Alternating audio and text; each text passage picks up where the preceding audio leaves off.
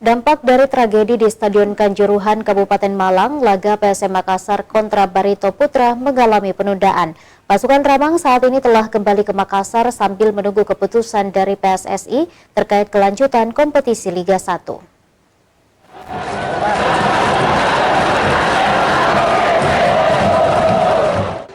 Laga PSM Makassar melawan Barito Putra yang sedianya akan digelar di Stadion Dehman Lehman, Kabupaten Banjar, Kalimantan Selatan pada Senin 3 Oktober mengalami penundaan. Laga tersebut terpaksa ditunda karena dampak dari tragedi Liga 1 di Stadion Kanjuruhan, Kabupaten Malang yang menewaskan ratusan penonton.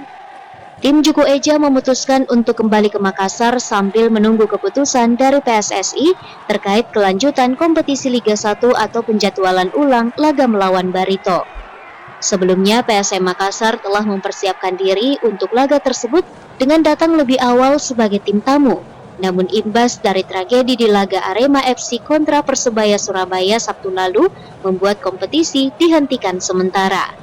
PSM pun memilih untuk memulangkan tim ke Makassar dan memberikan waktu kepada seluruh pemain untuk bertemu keluarga masing-masing.